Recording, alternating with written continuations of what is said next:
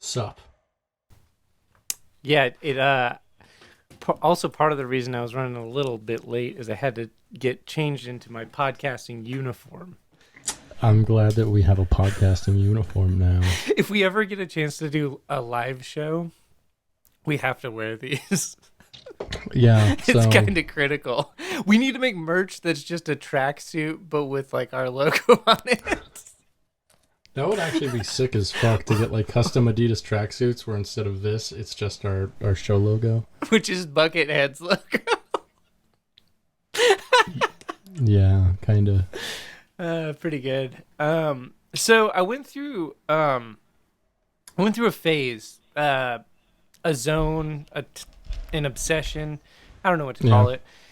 I went through a thing with the song "Click Click Boom" by Saliva, somewhat recently. This was maybe about 3 to 5 months ago. I don't remember. What is time? I listened. I was just like driving to a friend of mine's house, and it's a really short drive. So I was like, I only have time to listen to one song. What song should I listen to? And I am the type of person where like I tend to go by my gut. So whatever is the first song that pops into my head, it's gonna be the one I listen to in most circumstances. Now, typically that means 1 week by Barenaked Ladies or Goodbye Horses by Q Lazarus. But in this circumstance, it actually meant Click Click Boom by Saliva. So I listened to it, and then I was like, wow, I have enough time to listen to that song again. So I listened to it twice on the way to my friend's house, and I was like, wow, huh. So I've got so many questions Hit me. about I'm ready. that paragraph you just said. However, I don't really have the language right now to put all these words together for all these thoughts I'm feeling. So I'm gonna revisit this later once I figure out how to ask you more questions about Barenaked Ladies. Should you decide you desire to live deliciously, inquire. Feel free. Spenser, it's been 1 week since you looked at me. 1 week. 1 week. 1 week. I like how he says like 1 week. It's pretty good. Can we talk about my favorite line in that song? My favorite line in that song is he says at one point, "I have a history of taking off my shirt." And I like that. That's right before the first chorus, I think, right? That song's pretty cool. I went through a thing with that song, too. I listened to it like a bunch for like a month. I was like listening. Actually, I take that back. It was about 1 week. You should listen to that song literally once every 7 days. Wait, so you can be like, it's been 1 week, and then press play. Okay, yeah, I'll start doing that. I'll report back. That sounds good. Anyway, Saliva, click, click, boom. So here's something about that song I didn't catch. When I was listening to it as a teenager, and I did listen to that song as a teenager. Let me tell you. Oh, I know you did. I downloaded it off of LimeWire, and I listened to it. I listened to it a decent bit. I wouldn't say it was like huge, but it was definitely a song I liked, right. For sure. But I was young when I liked that song. I was like maybe 12, 13. By the time I was 14, I don't think I listened to that song. Because 14 was a huge year for me musically. I started. That was a big Blink 182 year for you. Yes, exactly. Yeah, when I was 14, I believe a big AC/DC year for you as well. That was a big AC/DC year for me, actually. Mm-hmm. Yeah, so 14, which would have been 2000. So I turned 14 in 2003, and so So 2003 to 2004 was my 14-year-old year, and I listened to pretty much exclusively AC/DC, Blink 182, Guns N' Roses. They were huge. Yeah. How topical. What? Oh yeah, how topical. How topical. When I was a bucket youth. Bucket youth. So maybe we should talk about this. I think Ozzy is a bad vocalist. Sure. Like the way he uses his voice is not good. But here's the thing, it's no, I agree. Like comparing him to any like person who like actually tries to do interesting things with vocals. Like yeah, absolutely. I'm comparing him to any other like standalone metal frontman of that era. Oh yeah. Like if you compare him to like Halford. Yeah. Oh my God. Bruce Dickinson. Yeah, it's no comparison. Like no. Or like Bruce Dickinson. Yeah, no, exactly. No fucking comparison. Like. Or like yeah, totally. He wrote some catchy songs though, so I mean, like I don't know, what can we say? I mean, kinda. Like I feel like he did some of the legwork, but all of his best material has either Tony Iommi or Randy Rhoads involved. Hey, you know, like some of his stuff with Zakk Wylde's pretty good, dude. Like I like that stuff. That album he put out in the 90s, No More Tears. That shit's good. Oh, okay, yeah. No More Tears has a couple bangers on it. Like the song No More Tears is actually pretty good. Yeah, for sure. No More Tears. Burn 'em. Except for his shitty voice. Like, he does something that's not hard for anyone to do. Yeah. And, like, there's so many vocalists that are better than him, but not nearly as revered as him. See, I don't really see that as, like, something to hate him for. I think it's more something that's curious. Like, it is interesting, and you're right. It's just, it's more like, hey, like, he managed to tap into something that people like, and I don't know. Oh, yeah, he was one of the creators of the style, which, I mean, like, I guess good for him. However, like, objectively, he's technically not good. Mm-hmm. You know. But, I mean, like, that can be said for a lot of musicians. Like, really influential ones, like, too. It was all about their attitude and where they were at the time. Yeah, like, I mean, totally. You know. And like that aspect of music, I think, is super interesting. Honestly, like I like to think about that sort of stuff. Yeah, because you compare like even there's bands that are kind of in a way, I don't know, contemporaries. Like you could say Extreme, Mr. Big, and like Motley Crue were all kind of contemporary bands. Sure.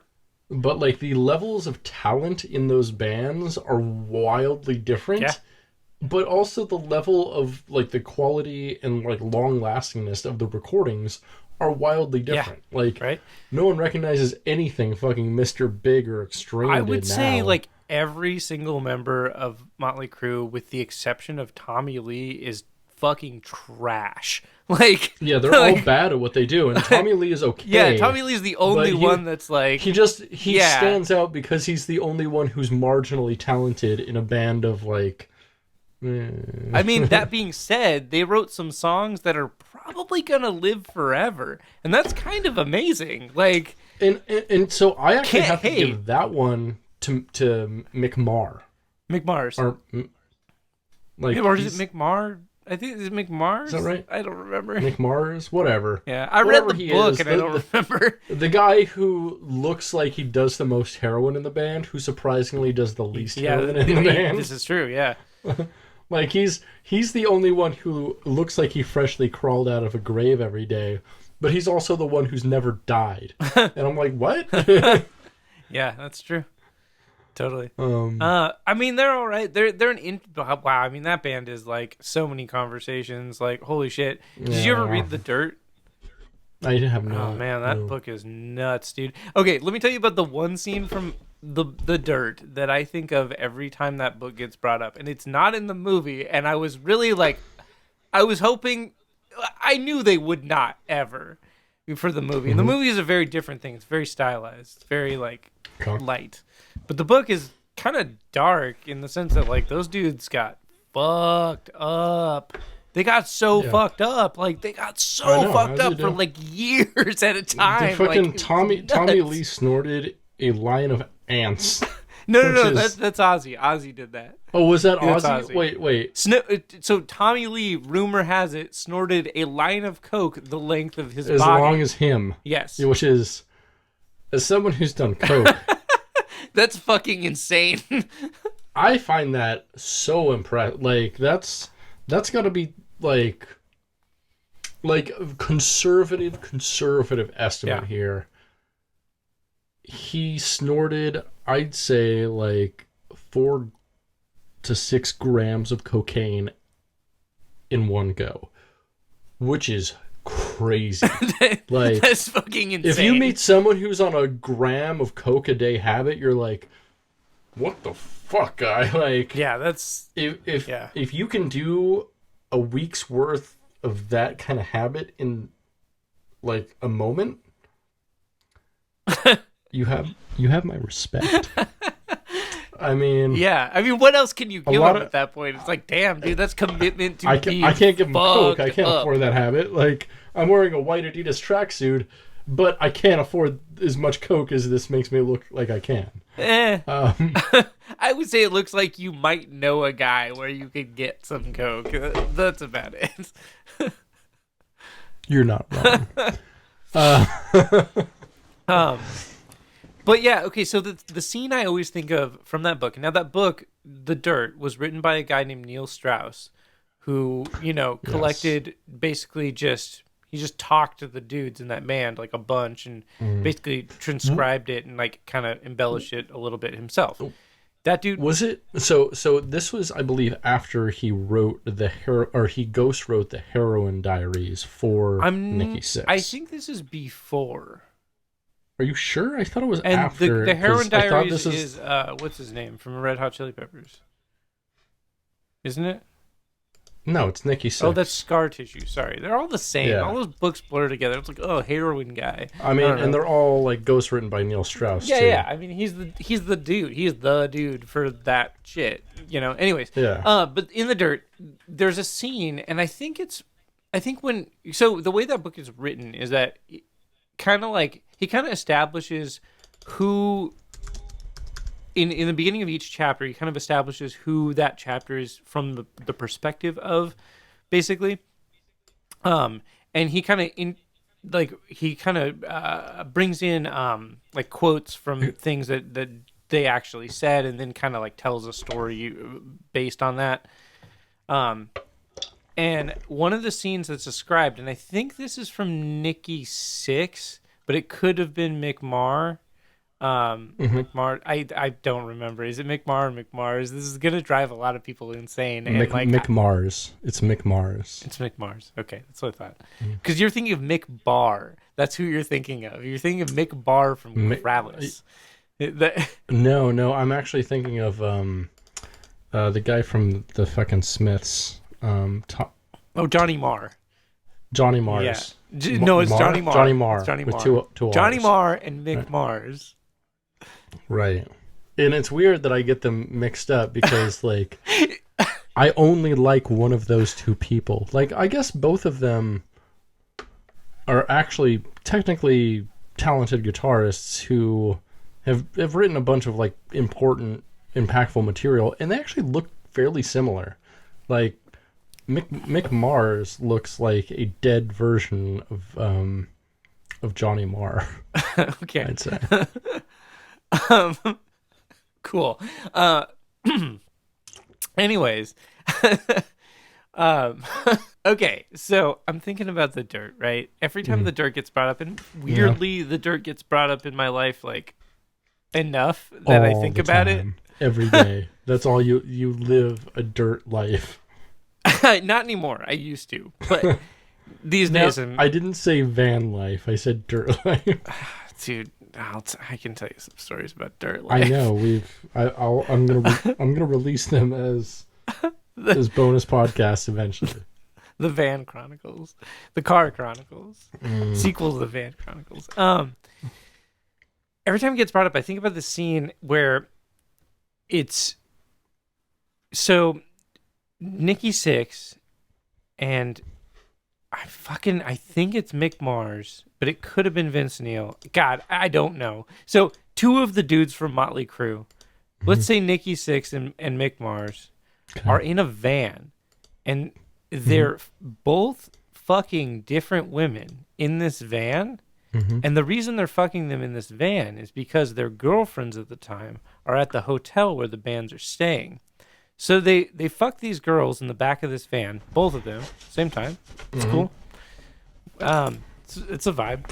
And then afterwards, they're like, "Oh shit, our dicks are gonna smell like pussy," and the girls are gonna notice. So they went across the street to a burrito stand and both bought 2 burritos, and they stuck their dicks in the burritos to cover up the pussy smell so they could not get caught by their girlfriends. Which is like, that's like the most explodingest brain solution to that problem. Dude, I can't even think of a better one. Next level galaxy brain. And also an addendum to the song, "Let me smell your dick." That's also a thing I always think about when I hear that song. I'm like, yeah, like burrito. Yeah, it's Nick Marsh stuck his dick in a burrito. And Nikki Sixx. I like to imagine that they did it at the same time, because they both fucked those girls at the same time in that van, right? And so I like to think that they went back in the van. They both pulled out their dicks, and they're like, "All right, we gotta stick our dicks in this burrito." And they're just doing that together in the back of a van. It's great. I mean, I like to imagine that they only bought one burrito, and then they stuck their dicks in it, and it was like Lady and the Tramp with their dirty fucking syphilitic rock star dicks. Okay, yeah, syphilitic rockstar dicks. That's the name of the episode. Like Lady and the Tramp, but with their syphilitic rockstar dicks. I think that's the full title of the episode. That's pretty good. Pretty good. Okay. Yeah. So maybe we should start this episode. Yeah. Okay. Okay. You ready? Yeah. Go for it. Hey, I'm Spenser. And I'm Britain. Since 2011, Buckethead has released 284 albums in his Pikes series, and we're going to listen to it. 3 at a time. This is Getting Head, a Bucketcast.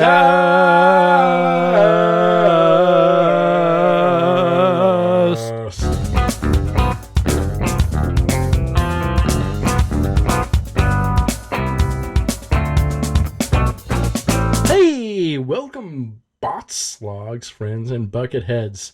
This is episode 11 of Getting Head, a Bucketcast. What's up? Hi, hello. Hello. We just talked for so long. Yeah, that was a half an hour cold open we did. I'm gonna try to cut it down, but there was so much good meat in there. It was you could just use that for us. No, that was. Talking. I mean, yeah. I mean, we can pretend that we talked about the albums. It was like a pork belly. There was so much good meat in there, friend. Yeah, it's all good meat and fat. Yeah. I love that we're both wearing tracksuits. One could say we were chewing the fat. Yeah, we are, but we're also chewing the tracksuits. So we're wearing tracksuits right now. It's pretty cool. Actually, come to think of it, as a vegan, you don't really get to chew the fat literally in any way, do you? Except when I'm eating big chunks of coconut oil. Yeah, that sounds pretty... Yeah, that's not a thing I do. It sounds pretty, bad. Yeah, it's not great. It's less than desirable, as they say. Or I guess you could, freeze canola into cubes and, chew on those. No, just suck on it until it, thaws out and get that greasy. Yeah, suck on some canola, vegan. That's what I'm going to start saying to vegans. I know. Sure. Straight up, I'd say literally 75% or better of the people that I work with that I actually like are vegans. So I've had to acclimate to actually respecting vegans in a weird way. Okay. And this has nothing to do with you. It you shouldn't. No impact I have on nothing this. to do with any of this. No. I remember one time, I was hanging out with you and a bunch of other people, and you were being weird for some reason. You were like, you should be my dirtbag vegan friend. And I was like, I am a dirtbag, but I'm also not going to be that. I'm not going to give you shit for eating meat or anything. And then you're like, no, you should though. And I was like, No, Yeah, I think it'd be- I think shut it'd be up. funny. Like, what is that? You're like, you should call me a carnist. I was like, what the fuck is happening? Like, I'm right. That'd be funny. You should be funnier, Spenser. I'm so right. I should be a. You know how they have like life coaches? I should be like that, but for like just people being funnier. or just shittier. Yeah. I mean, I think like you could do both. Like I think they're kind of the same thing. Like I think they're not mutually exclusive. They're definitely not mutually exclusive. Like I think like there's a certain way to get shittier while being like necessarily funnier to a point. Like there's a point where like you get so shitty that you're just like completely self-absorbed. And oh my god, I spilled some beer. Can you see this nice stain here? Yeah, I can. Oh wow. Yeah. Really... Yeah. Just so everyone knows, Brit is wearing a white tracksuit with black stripes, and I'm wearing a black tracksuit with white stripes that Brit got for me for my birthday. I actually bought them both together. That's so sick. Yeah. I bet whoever like sold those to you was like, this person rules. Yeah, they were probably also like, why are they buying such drastically different sizes of tracksuit? Like this person know, right? This person must have some real issues with their like body image. Sure. And they were right. They were Yikes. right. Cool. I had a birthday. That was the thing that happened. You did. You turned 32 years old. I did. Just like me. I'm 32 years old. For the next 4 months. Look at that. You know what I actually found inadvertently is I found a meme you made for me for my 31st birthday that just has a picture of the band 311 and like the logo is above the band and you framed the text in a way that says happy 31st birthday, but it just uses the 311 logo. 311 logo. Yeah. It was really amazing and it made me really excited. Yes. No, namaste, brother. It's Thank you. my pleasure to make dumbass bullshit that you somehow enjoy. Oh, it's really so good. It's my favorite. It is really my pleasure because I've got all this dumbass bullshit rattling around inside this dumb fucking head. What are you gonna do with it? And so like when someone's like, hey, this thing's happening, I'm like, my dumbass bullshit's relevant. Let me do a thing about it. And then people are like, yes, hey, I actually kind of appreciate your dumbass bullshit. I'm like, yeah. This is the only thing I care about in life. Only thing I care about. What else are you gonna do? You gotta smoke weed, plant seed. Oh yeah. by that I mean smoke weed and spread your seed, brother. Smoke weed, plant seed. I'm talking about hot dabs and fucking heavy cream pies, my bro. Holy shit. But you could also just like plant real seeds. Like that's also nice. No. You need to raw dog that pussy. Time. If you don't, you suck. It's funny because our lighting does look the same. Like it is. It's probably because we're using the same lights, and I told you exactly how to gay it up, and you did. Dude, yeah, no, they're sick, bro. It's great though, right? Like everyone who comes into my apartment's like, "I love your lighting," and I'm like, "Yeah, it's gay." I'm feeling like I'm gay, and I'm like, "Cool, let's suck dicks." Yeah, hell yeah! I'll send you a proper picture because it looks so good. Yeah, it's really nice. Oh, I do have stuff to talk about though. We haven't gotten to yet. So let's go into our first section of the show. What's new? What's up? What's going on, dog? Yes, our first section of the show. Yeah, so after 55 minutes of talking about Motley Crue tangentially. Great. Okay. And burrito cocks. Burrito cocks. Burrito cocks. All right. Go for it. Cool. Anyways, yeah, I had a birthday. It was cool. I turned 32. Yes, you did. It was all right. That's a year. Happy Spenser. Yeah, it was good. I posted a link in one of my, well, not a link actually. I posted a story on my Instagram profile on my birthday, and I said, "Hey, it's my birthday. You know, if you want to buy me a drink, I'm on Venmo," and I put my little Venmo thing, and my Cash App thing, cool, and it's the same, and I got some money. Nice. Surprisingly, people send me money. Nice, that's dope as fuck. Yeah, no, it was actually like really sweet and it was really cool, and like, so I've been thinking about that a lot. It's not like a huge sum of money, but it's enough money. It's more money than I think I would have expected to get from strangers on the internet. Well, I guess a lot of the people that sent me money were not strangers. So, but I mean, you asked them to buy you a drink, so you literally, I mean, to be. I think I need to spend all of this money on alcohol, right? On alcohol, all of it. Every single penny. Right? Yeah. Like, yeah.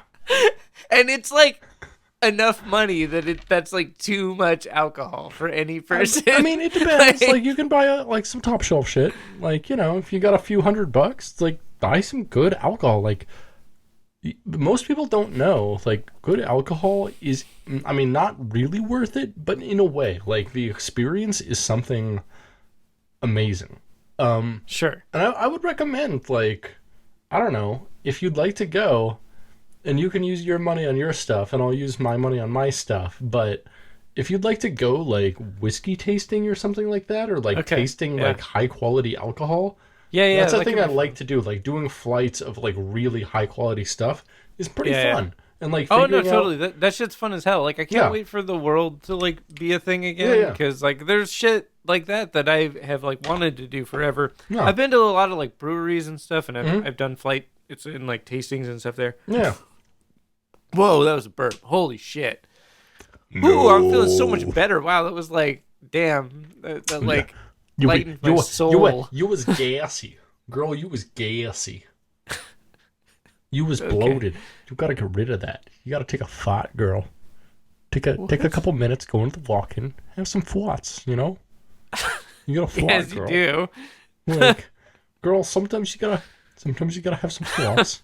All right, and if you're bloated, you gotta go in the walk-in. You gotta have some farts, because otherwise you're gonna be all out of sorts in front of the customers, and you can't do that. Sorts. You gotta go in the walk-in and have some farts. All right. Yeah. It's pretty good. So I made a fucking bunch of candles. Like that's all I've been trying to get to for the last hour. You made me a candle for Christmas. You a candle. I did. A candle that is a mega lunch candle that is a bonus podcast that we need to do, and perhaps by a bonus podcast I mean a bonus like literal podcast that's a series of podcasts about Megadeth. Like, there's so much to say about Mega Lunch, like it cannot be overstated. That's true. I made a bunch of candles. And so here's the thing. Making candles is easy as fucking shit. I know. One of my partners recently like told me, hey, we got to make candles. And I was like, really? And they're like, yeah, here's a candle I made you. And it was a great cinnamon candle. And it smelled wonderful. And I'm like, shit, I should make candles. And then you gave me a candle. And I'm like, shit, if Spenser can do it, it's got to be easy as fuck. I know, right? Spenser is almost as fucking dumb as me. So, like if he can do it, I could probably do it. I know, right? So here's the thing. Big Candle is a fucking rip, dude. Mm-hmm. Like for $20, you can get the supplies to make like 6 candles. Like candles are cheap. And check this out. Will, so can we talk about huge candles? There are 2 steps to making candles. Can I tell you the 2 steps of making candles? What, melting wax and then pouring it? No, pouring doesn't count as a step. Okay. So, the 2 steps of making candles are... hit me. You heat up the wax. Okay. You let the wax, you let it melt. You make sure that the wax is hot. Okay. That's step 1. Mm-hmm. Are you ready for step 2? Go do it. Step 2. You pour in some essential oils. just whatever you got. I mean, you just throw it in there. You don't need to do that. You just provided it in inessential step. I mean, I know they're essential oils, but they're actually not essential. Okay, that's true. It's not required, but this was a step I followed. You know why? Because I wanted them to smell good, and they do. Yeah. So then, check this out. We're not done. There's 3 steps to making candles. I said something earlier, and it was a lie. I said that pouring doesn't count, but pouring does count because the third step is pour the candle wax into something. It doesn't even matter what it is. Like, it's just anything. Like, you just pour it in there, and then you just leave it alone. Like, you know, I'd say I could have told you that, but I literally did, like, 90 seconds ago. And you were no, that doesn't count as a step. No, I know. It's better this way, though. But anyway, so, like, I figured out how to make candles, and, like, I realized that making candles is easy as fuck. So, like, I did a little bit of that, and that was fun. It was good. I don't know. How about you? Are you gonna create a new metal candle society? Oh wow, that makes me excited. You know, you could actually like make decent money doing that, right? You know, just retooling. Like, I could just go to the thrift store and buy a bunch of weird cups, and then I could make little labels with like David Draymond's face or like, you know, a Limp Bizkit that's logo. The vocalist for Disturbed. If anybody didn't know. You know, I could just like put that on there with like a scent that smells like roses or like nice flowers or something, and then I sell that. You should make $25. it smell like the sickness. Like, you should just put like find a way to like extract like the scent of like vomit and maybe like Robitussin DM and put wow. I was thinking like if you were gonna make maybe for a Juggalo candle, like, what if I made Juggalo candles? That'd be Robitussin cough in a Juggalo candle. Yeah, like a Juggalo candle would be like Robitussin, Faygo, and like I don't know, you know, meth pipe. Yeah, what are they? Because they gotta mix something with Faygo, right? Like, is it cheap vodka? What do they get drunk off with Faygo? Faygo and vodka sounds pretty good. No, it doesn't. Great. It doesn't. Whatever, soda and vodka's fine. Yeah, but have you had Faygo? Like, Faygo's great. I feel like Faygo used to be like cane sugar, and now it's all high fructose corn syrup. And it's disgusting. I don't care about that because you know what doesn't matter is that I don't care. I think it does when it comes to soda, and like. But like that's the thing. I don't drink. I barely ever drink soda. True, so like when I do, like I don't think it matters if I have a Coca-Cola or whatever. Right. And so I do drink like whatever. different interesting sodas because that's part of my job. I am a Oh, tell me about your fancy soda job. I'm a paid soda connoisseur. No.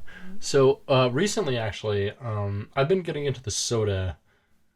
I've been contacting them for the last like 6 months. I found out about them a while ago. They're from Brooklyn, New York, which they belong in. Oh yeah, it sounds like it already. They're an artisanal soda. United craftery. Sodas of America is their brand name. Oh, okay. And you know what? You know what they are? What's that? Fucking amazing. The best sodas you'll have in your life. Like they're 30 calories a piece, limited sugar added. And then they use like a few natural like sugar additives too, but like xylitol. No, not xylitol. Like way more natural than that even. Like something I had to look up and I was like, that's just like another plant derivative that's not monk fruit extract. Even better than that. Monk fruit's good though. I like monk fruit a lot, to be honest. I don't like that shit. It's weird. Really? Somebody brought a bunch of that shit to my work and I was like, what is this bullshit? Monk fruit is so much better than like stevia though. Like monk fruit actually works in coffee. Monk fruit is one of the better sweeteners out there. I guess I just don't really fuck with sweet stuff. I don't know. I guess that's my thing. Yeah. I don't either. And so that's the thing is like I don't I realized the other day that as a human being I don't really eat desserts. Yeah, like me either. I just don't eat desserts. Like I don't. Yeah, unless it's like a fancy occasion and like you're out somewhere right. and somebody like, exactly. Somebody's like, "Oh, I'm ordering dessert. Like, which one do you want?" Right. I'm like, or if I'm like there's a couple things where like if I'm at a restaurant and I'm like, "Hey, I see they have that." Wait. Do you remember restaurants? Do you remember? God, I don't even remember the last restaurant I was at, dude. I don't either. God, like I straight up, if when I was there, I would have jerked off in the bathroom just to like. Oh, man, I would jerk off. Chef's kiss the fucking memory of actually being at a goddamn restaurant. Remember, you could be like, "Bring me more drinks," and then they just bring you more drinks, and then you could just. God, remember being at a bar and being so drunk that you're like just like. You have your head down on a counter, and the bartender's like, "What's next?" And you're like, "Holy, I gotta go home. Nothing but bad decisions. Give me another." And there you go. Yeah. Gosh. Yeah. I almost missed that, but at the same time, like, my bank account and my therapist, my mental health, my physical health, and once again, my bank account actually really appreciate it. Do you remember forgetting your card at shows and then having to go back to the venue the next day and get your card? Because that's happened to me only once, but it was bullshit. Once, I felt like an actually, asshole. that's never happened to me. Like, I've only once left my wallet, and I left my ID one time at a bar, but not a show. And then I lost my wallet one time for several years, and I like replaced everything in it. But then someone hit me up on Facebook in a message that I didn't see for like 8 months because it wasn't someone I knew. Yeah, it was a message request. Exactly, and it was just someone was like, "Hey, I think I found your wallet," and I'm like, "Fuck." But then I did get I already my wallet fixed from this them, problem. Cool. Yeah, right. But it's always cool to like have and straight up at the time it's still like one of the best ID photos I've ever had, and so I was like, shit, I want that ID back because it was just like if it looks good, oh, it was so good. It was like me with like very little hair, and I was just like, I had this grin on my face that was just the shit eatingest grin you've ever seen. It was like, hey, I'm cool. The grin, like. You don't look cool now when you do that face. Like, I want you to know that. Shut up. I've got a lot more hair now. I've got a beard and stuff. You can fuck off. So it doesn't look as cool, obviously. No, I get it. Yeah. I look more like I might have voted for, not like I might have voted for against people's interests. Party. And that's the one problem with a beard, I think, is like, I mean, I guess the problem with like politics in general and like masculinity in general is like masculinity is seen as like definitely center right or to the right so often, when I think it really should be the opposite. Like, the manliest dudes out there are very leftist. Like, the biggest, craziest burly dudes I know are all big gay bears. And they're very far on the left. And hell yeah. They will not only fuck you up, but if you want to, they will fuck you. They will fuck you. Hell yeah. You love to see it. You do. That's something you love to see. You love to smell it. Oh. Whoa. So we listened to 3 Buckethead albums. We did listen to 3 Buckethead albums. So this week we listened to Pikes 31, 32, and 33. 33, yeah. Pearson Square, Rise of the Blue Lotus, and Pumpkin, respectively. Yeah. But once again, Spenser. Yes. You're getting ahead. No! Of yourself. Yeah, you are. No! Yeah, you are. No! What did you miss? What did you fuck up again? What did you fuck up for? All right. The 10th out of 11th time at this point. 10th out of 11th. One time you've Brit? got it right. One time you've got it right. Brit, What's up? can I ask you something? Yeah, what's up? Will you hit me with that bucket fact? Bucket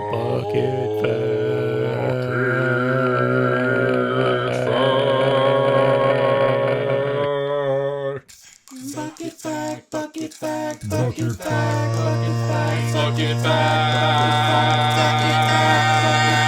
Bucket fact. According to an interview with drummer Brain, while on tour with Buckethead, Buckethead likes to go hang out at malls while not playing. For the year he spent on tour with Buckethead and Dan Monty, when they were spending downtime in a new city, they would, quote, just go to the mall and vibe people out. Bucket really likes people watching. You know, Bucket. we'd go and vibe out. Maybe get some fast food from like noon to 5. Then we'd go set up and play a show. Okay, so there's a lot to unpack here. Like, firstly, I really have to acknowledge him calling Buckethead simply Bucket. And given Brain is one of the people who's known Buckethead, I'd say the longest and most intimately. Like, yes, I rely on Brain and Brian Monty interviews, mostly for Buckethead information. Actually, honestly, oddly, a lot of the time, the drummers that play with Buckethead have the most insight into who Buckethead is as a person. Bucket. Bucket. Yes. Bucket. And so when I listened to this interview, which was done, I don't know by whom exactly, but some British guy back in like 2014 or something, he... Bucket. You know, there was a good portion of the questions when he only asked fan requested questions, which was like about 15 minutes of just Buckethead questions.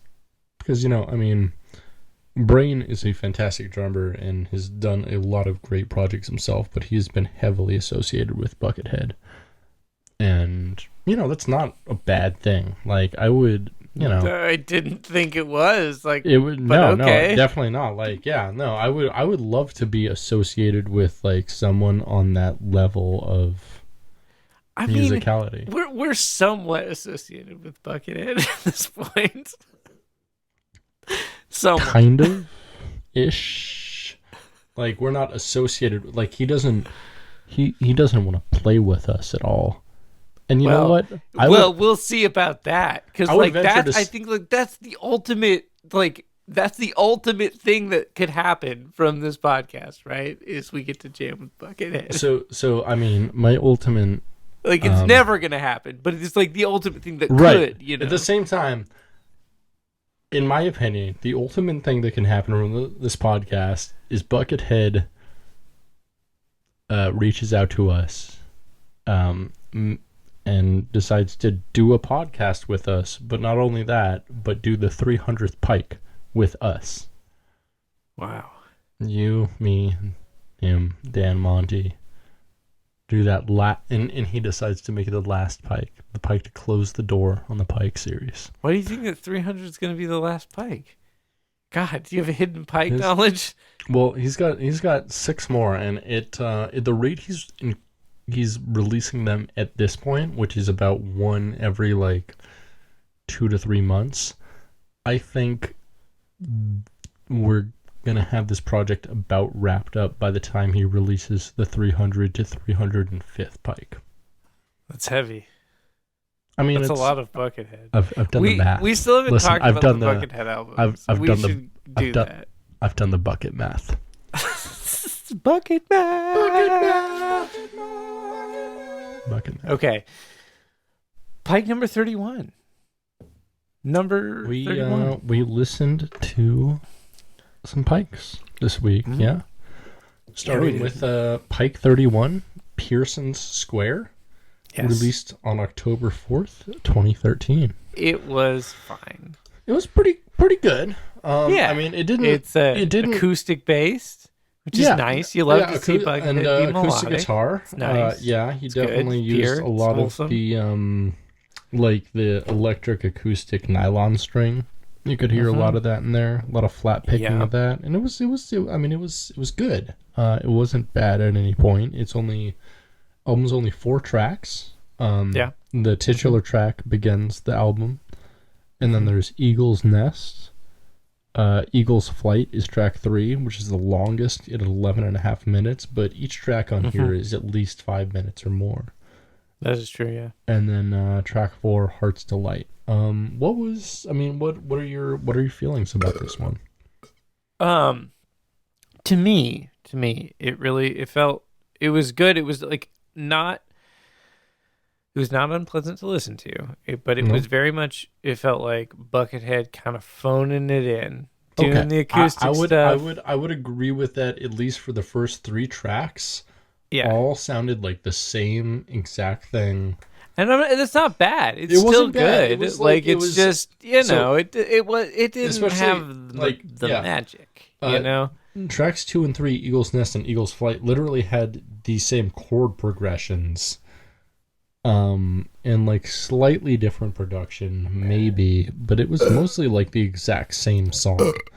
And so it was pretty much just like a 20-minute long song that was a pretty decent chord progression and like a lot of really good like flat picking nylon string solos, but just like nothing interesting at all, right? It's very chill. It's very Buckethead being chill. It's a vibe. It was just inoffensive vibes. It made me think of like, boner pill commercial. Man, you're really you've dropped that like 3 times now. Boner pill commercial. I think about boner pills a lot. Have you ever taken a boner pill? No, I never have. Me neither. And maybe I'd like to. I'd like to be like uncontrollably horny. I think that'd be interesting. I mean, and I guess cool. I have been. It's like, when I've got the day off and I'm not doing anything, like sometimes I'll jerk off like 8-10 times. I'll just get super high. It's a lot of jerking off, and there's a law of diminishing returns when jerking off. Like, this is true. The first 3 to 4, maybe 5 times might actually all be pleasurable, but after that, like number 6, you're just like actually looking at like the right hand corner of the screen, like, God, it's been like 25 minutes now, and I still haven't gotten off.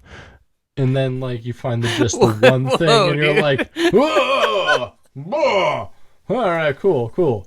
And then it's like that for the next, like, 4 times. And especially by, like, the 10th time, you're like, God damn it, it's been an hour and 15 minutes, and I still haven't gotten off. This isn't even edging. This is just, like, the limits of human ability. But then you find that one thing, and you're like, and you just like hit your prostate just right, and just like, I mean, you're literally like fisting yourself while doing like the hard grip and like, the Popeye arm on the fucking, you've been there. Yeah, we've all been there. we've all had to Popeye it and to come in. Sure. Yeah, no, this album's fine. I don't know. I don't have much to say about it. It's okay. It's a totally acceptable Buckethead acoustic album. It is. It is not on the level of like some of his masterworks, I don't think, but it is not bad, and it is enjoyable to listen to. So it reminded me a lot of Pike 17, the Spirit Winds, and Pike 18, the Astrodome. Just in that it's like, generally a driving like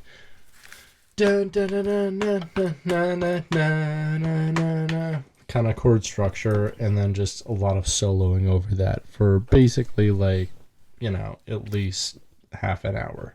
I really enjoyed Heart's Delight the last track on there. That was my favorite track out of these three Pikes entirely. Interesting. Maybe. I don't know. Pike 33 was something else, but we'll get there. Yeah, it was a good, soft, nice album. It definitely fits in with Pikes 17 and 18, Spirit Winds and Astrodome in terms of like scope, production. Exactly, it's a soft but driving acoustic rock album that's all basically like guitar rock and like guitar leads. Not bad. Didn't hate it, didn't love it. It's somewhere in the middle of my assessment of all these Pikes. Yeah. Totally. Do you have anything more to say on it? Not really. I thought that last song, Heart's Delight, I thought that one was pretty good. Yeah, Heart's Delight was really good. Yeah, I really like that. The rest of the album was kind of very similar and not bad. Yeah. Just like so much of the same thing for like half an hour. And I kind of tuned out, I just like kind of sat here at my computer and smoked some weed and listened to it. And then I was like, all right, smoke some more weed. And listen, it was one of those things where like it didn't give me a musical high at all. I just had to get high while listening to it because I was like, yeah, whatever. Yeah. Okay. So what do you have I guess like when overall, I think this would be a good soundtrack for a ride that's like a tour of Bucketland. Interesting. Or like an infomercial for Buckethead Land. Ooh, I like that actually. Yeah, an infomercial. Yeah. Like yeah, because it's kind of inspirational at points, and like you could see that set to like people walking on the beach. Okay. Or like hiking. Or like jumping up and down, or like maybe playing volleyball in slow motion. So I was thinking of if it was more like like how they have at a lot of places where it's like a mini train that you go and sit on. Like a mini train of Bucketland, but like instead of like little cars, they have little buckets that you sit in, and they fit like 2 people a piece, and it just circles the park, and they're like, and they just kind of yell out like when the attractions are. They're like, "This is the hen house!" And then like 3 minutes later, they're like, "This is parking and guest services!" Who is screaming? Why is there screaming? What is happening? I don't get it. Because the guy that they employed is just like some stoned grindcore vocalist. I want to see more of stoned grindcore guy like in reality. I don't see enough of it. About? You lived with like Monty and Julian for a long time. You've seen more than enough of stoned grindcore vocalists in your life. I know I have. I'm just saying I would like to see more. It's fun. You've been overexposed to stoned grindcore vocalists, Spenser. You should want to see so much less of this. You don't know me, man. You don't know me. I like to live deliciously, okay? Stoned grindcore vocalists have nothing to do with deliciousness. Stoned grindcore vocalists are literally the least tasty people in the world. And that comes from a person who has been a stoned grindcore vocalist. Wow. Have I not? Pike number 32, the same age I turned a few days ago. You did, the same age I am now. Wow, look at that. Rise, rise, rise of the Blue Lotus. November 8th, That's not a song on the album. It's not a song on the album. That's a song I just made up for the album. Yeah, keep it up. It's great. 2013. I liked this one. This one was fun. It was good. It didn't, honestly,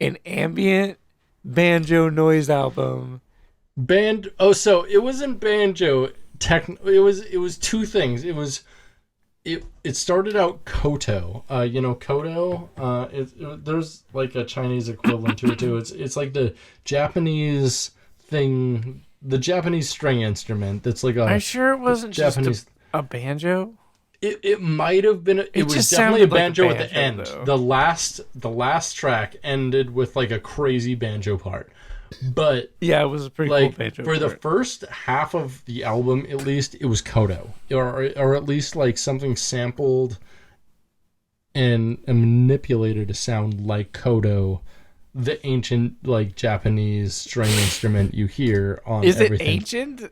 I don't know if it's ancient. I mean, ancient enough. It's like 500 years old. So shut up. Well, guitars are like 1,000 years old, aren't they? Like. What the fuck? Guitars? I don't think so. Like lutes, maybe. Like guitars, not no.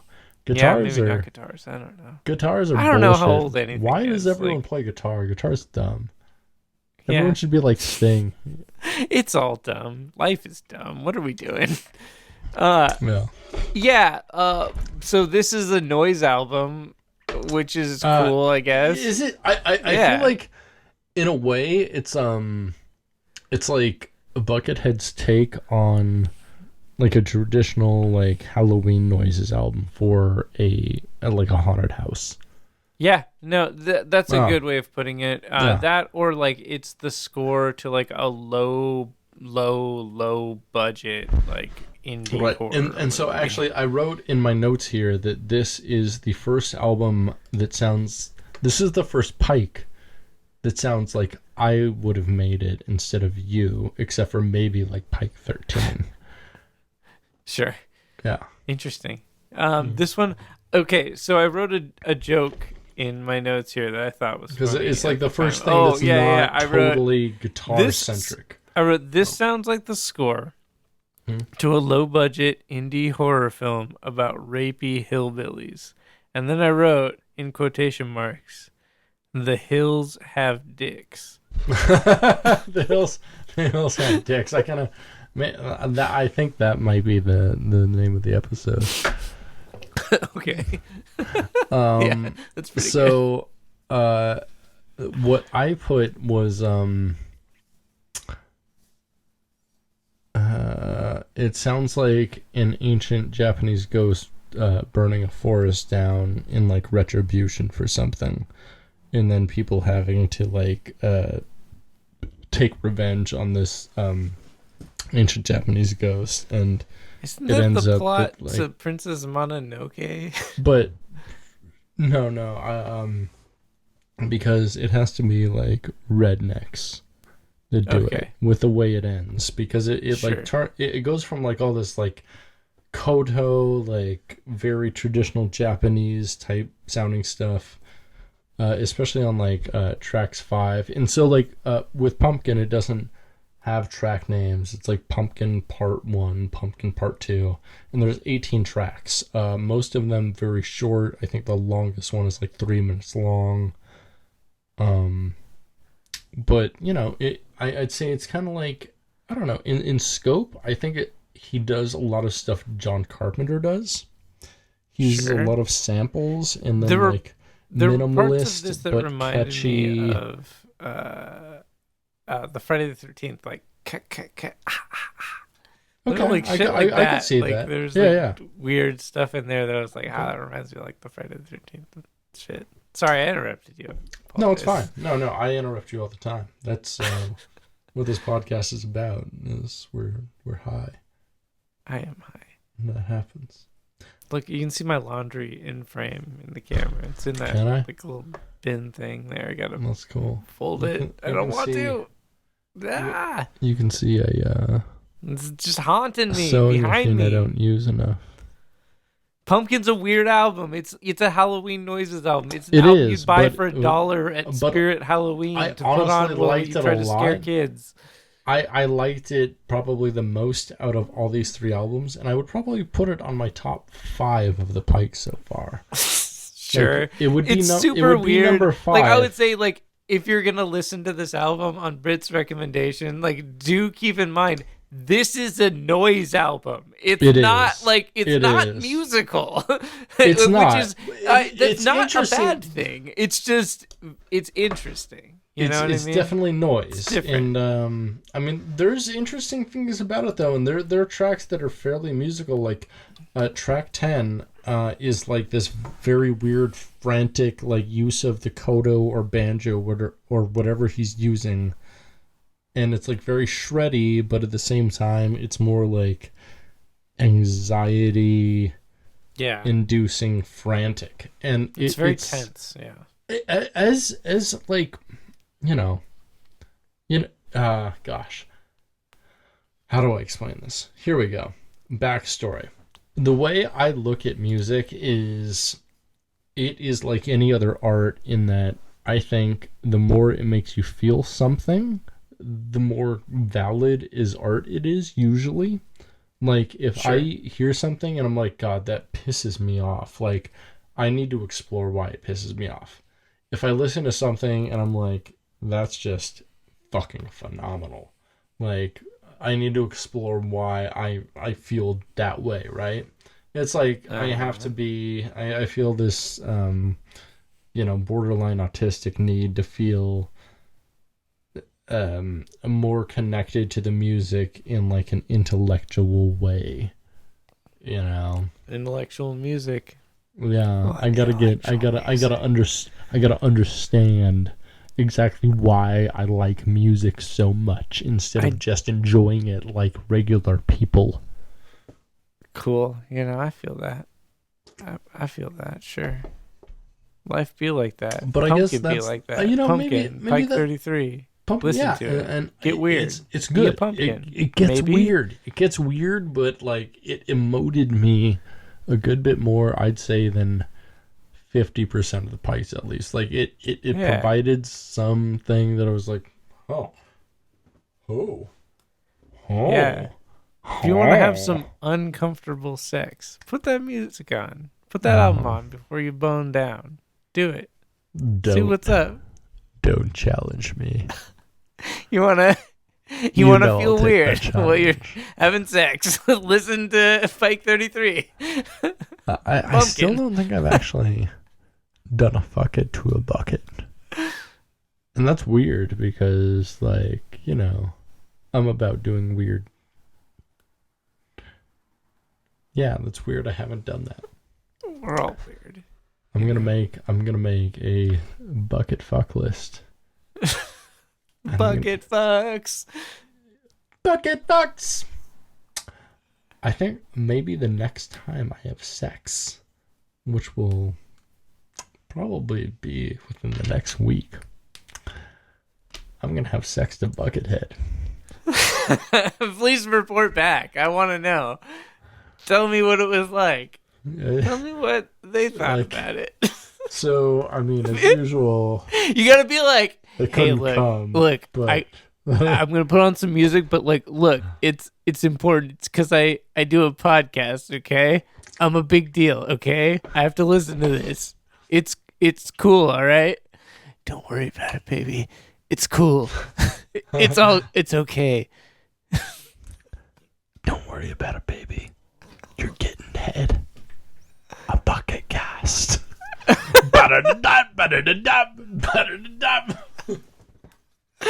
Brilliant.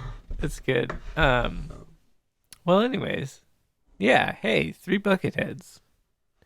We went to Buckethead land, and it was okay. So, what we didn't even go over what this would be a good soundtrack to for a ride or otherwise. What do you think? An existential crisis. Just Sorry? That's Dino Crisis. Did you say? I said existential crisis. Yes. Just a general existential crisis. So general. I mean, there were parts in which they definitely used and so Dan Monty produced this album along with Buckethead, and they used some samples of like children screaming. Sure. I like that. And there's like some machinery making lots of machine machinery, sounds. lots of, it's kind of industrial in a way. It's like kind of. I wrote that so it's like a lot of like alarms and stuff, and then like weird Japanese koto like It's a banjo. yeah, but the way they Guaranteed do it's it like banjo. makes it sound like a koto. Like Okay. and the riffs he plays are very like They're very weird and like they are, just and they're chromatic in a ambient. way that's like very Japanese too. And so Sure. I think he was trying to go for a koto thing until the end. Yeah, which, and then it in becomes which it was real very banjo. obviously Because like I was having a banjo. hard time placing it too. Like for the whole time, I was like, "What is So- this? Like, what is this instrument? Like, what the fuck is he playing?" And So- then he started playing the banjo shit at the end. And I was like, "Oh, that makes a lot of sense." Like, yeah, I'm pretty sure it's just a banjo. But it in the beginning, like it was. I don't think it was actually playing a koto, but I think he sampled it to sound that way.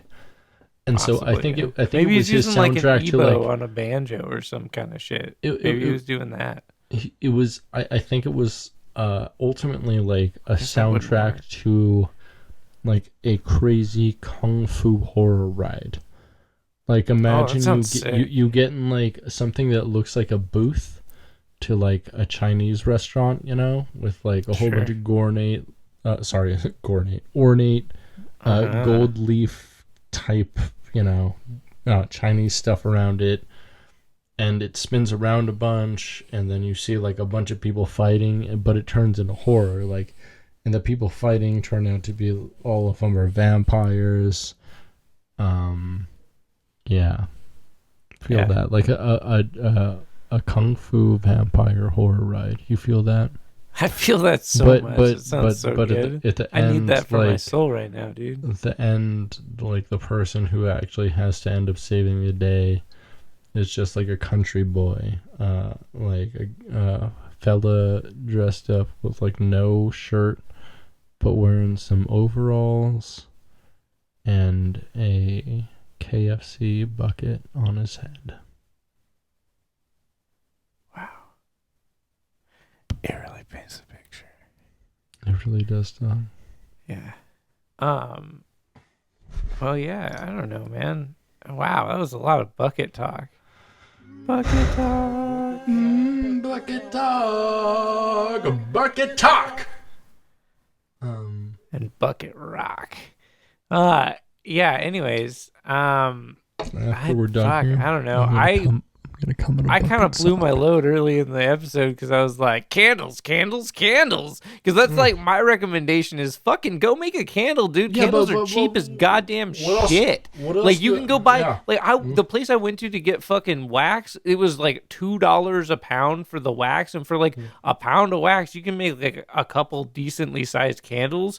And it's like, dude, like, why would you pay big candle prices when you can just fucking make Big candles yourself? candle. It's easy as shit. Just fucking do it. Like, I what will- are you doing? Get it the fuck together. say- Come on, brah. Anyways, what you got, Brit? There is big candle that's kind of worth it.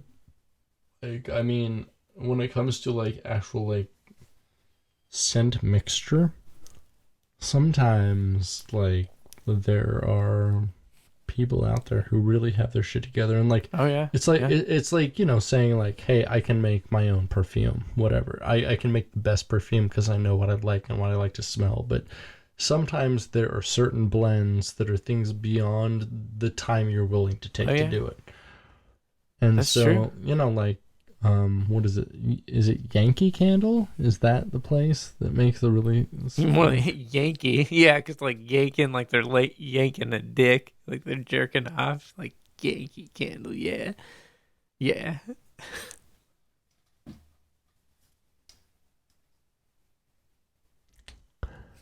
So is it Yankee Candle or Yeah. I think it's Yankee Candle. Yeah, like yanking on a dick, you know, Like jerking off. like a grant for a barbecue bath for Nathan Yankus. Yeah, like a yankist, you know. That's what it's called when you get a handy in a bathtub filled with barbecue sauce, BBQ sauce. It's a Yankus right there. BBQ. It's a hard Yankus. BBQ hand job. Like, the only lube you got is barbecue sauce. It's not a hand J. That's a hand J BBQ, my dog. Yeah. Can we normalize as a society calling hand jobs HJs? Yeah, I like that. It's good. It's short to the point, you know? I mean, like, yeah, there's nothing else we will ever call in society that has those initials, right? HJ. Horse jump. Like, what? Of course. Yeah. Horse jump, dude. Wait, excuse me? Horse jump.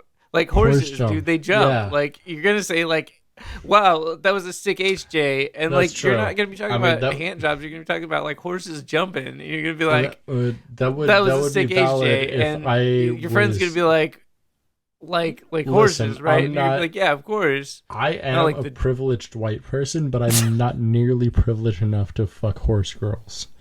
And so... Yeah. No, like, fucking horse girls. Like, imagine...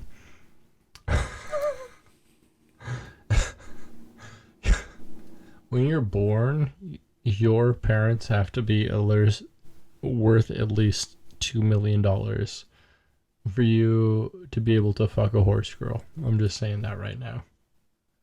Like, unless you've got some. You mean like girls who actually had horses? Yeah, girls who grew up having. Come on, I mean, I knew a lot of girls that were like really interested in horses, but like did not. Yeah, but I'm talking horses. About like, and like for me, that was always the horse girl archetype, was that they loved horses but did not have a horse. No. I never knew anybody with a horse. I'm talking about a horse girl who's like always had horses growing up because her parents are that rich. Like, you have to. She's a horse girl. And you down.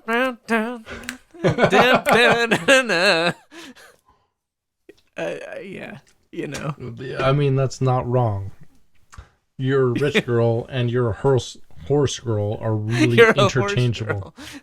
Like, it's if your parents are like, oh yeah, you need to ride a horse. There's literally like two options here. You're rich as fuck. Yeah. Or you're Native American. And like... I mean, there are definitely like... You're a horse girl and you got no... I guess, or if you live on a ranch, which is I guess the third thing. People raise animals. I feel like white people who own ranches at this point are like rich, right? I don't know, dude. I don't know anything about that world. But it's a probably, horse. I don't know. I gone too far, but you know it doesn't matter anyway. Yeah. Why am I doing a Connery impression? It's not a very good Connery impression. Oh, no, it's terrible. It's bad. Anyways, but I recommend you make fucking candles because it's easy as shit. Don't be a pussy. What do you recommend?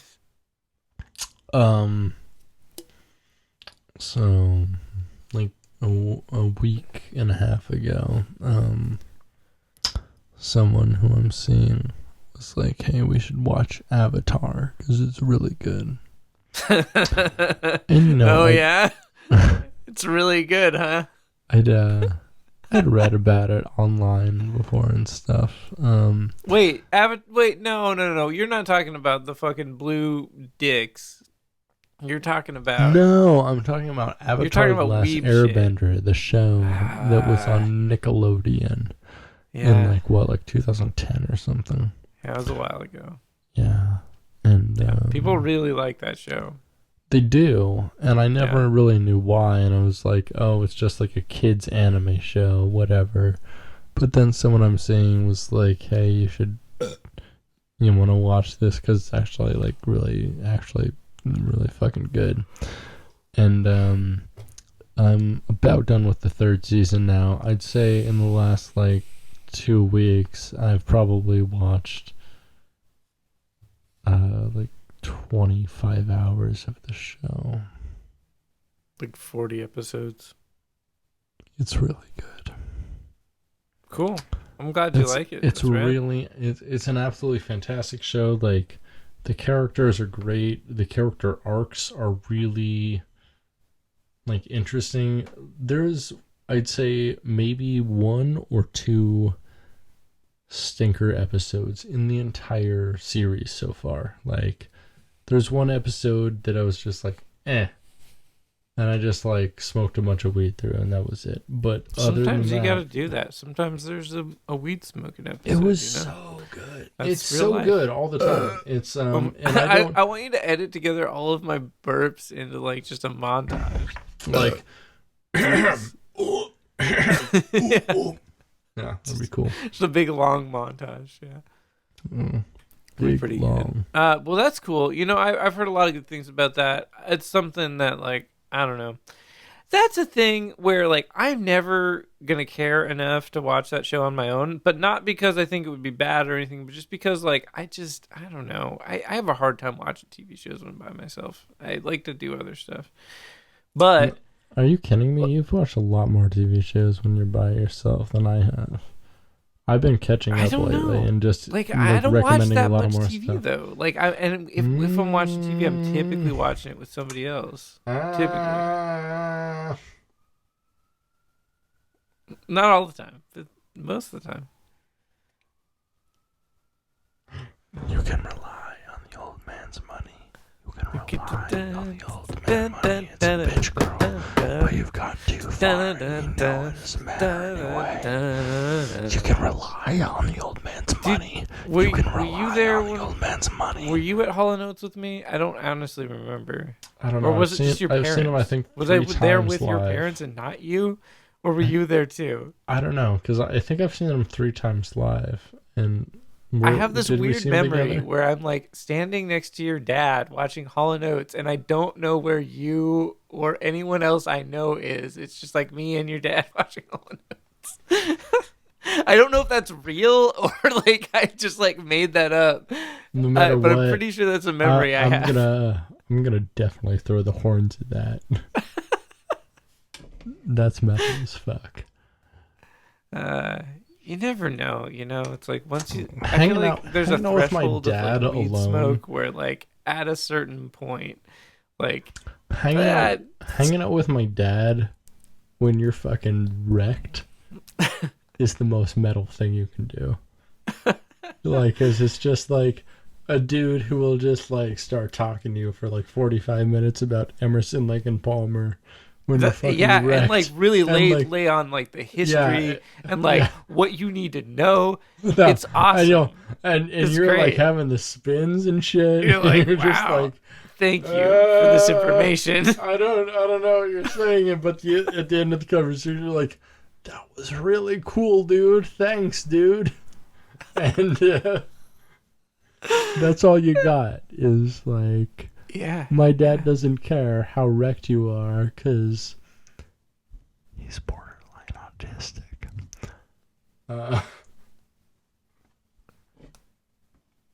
Sure.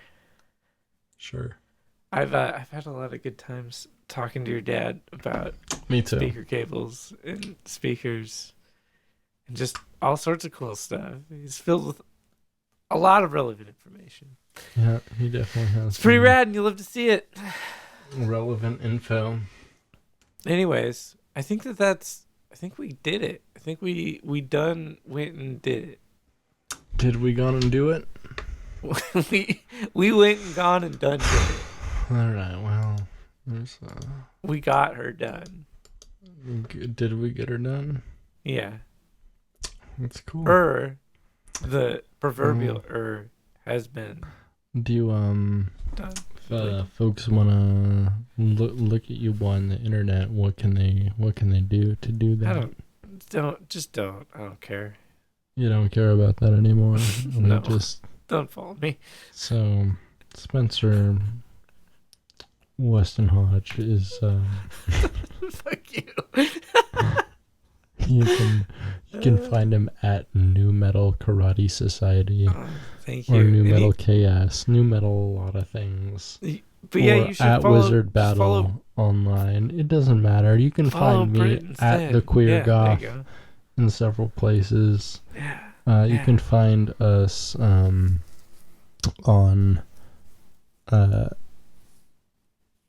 Bucketcast.biz. Wait, no, and it's gettinhead.biz. I'm sorry. Gettinhead.biz. Gettinhead.biz. Twitter is at the Bucketcast, I think. Is that right? Or a Bucketcast? I think it's at a Bucketcast. Sorry. It doesn't matter. I don't know. Nothing matters. You know what? You know what matters? Syphilitic rockstar dicks. Nothing matters. Syphilitic rockstar burrito dicks, dog. You gotta. I like that they Horns ordered. up, dog. I like that they ordered burritos and they weren't like, yeah, let's just do it with tacos. They're like, no. Yeah, like, the burrito will have like the full coverage. That's such a like terrible like. I bet Tommy was like, I'll get a burrito. Mick, you can have a taco. Like, or like. I think that would have been like, a better story. So presumably they had like, I don't know, like beans and sour cream and like cheese and tomatoes and maybe some meat and stuff around their dicks. Right? And then they just like walked around with their dicks all like, oh, so I had to imagine that they like stuck their dicks in the burritos and then like wiped them off with a napkin or whatever. So it like, yeah, but it was like, but like, why wouldn't you just wash your fucking penis? Like, why, right, like, exactly. Why, so like, why go when they went back to their girlfriends, they were like,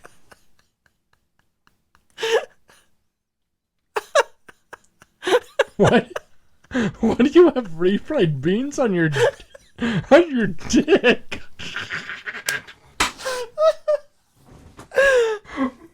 Like that's far more suspicious than like far more like your dick tastes like chorizo. Like what is happening here? Why is your dick Chipotle? Like, is this a piece of cheese? Like just like picks up a piece. There's like shredded lettuce and like pico de gallo like all along Tommy Lee's dick. He's like, I don't know, babe. Can you imagine the conversation if she's like, you stuck your dick in a burrito? Like, why did you stick your dick in a burrito? That's such a better conversation. Like, why did you cheat on me? Because there's so... Like, if I was dating someone that they cheated on me with another person, I'd be like, okay, cool, fine. But, like, if I was like, why are all these nachos inside of you? That'd be a much harder conversation. It'd be so weird. I didn't want you to know. Obviously. Nacho!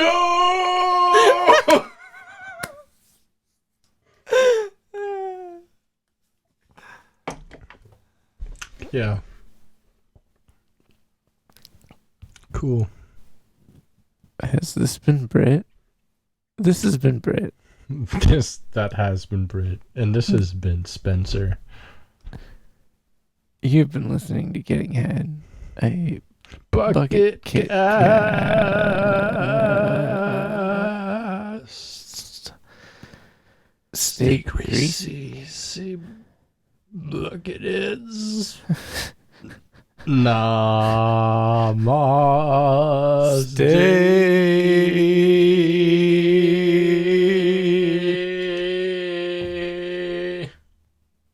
Cool.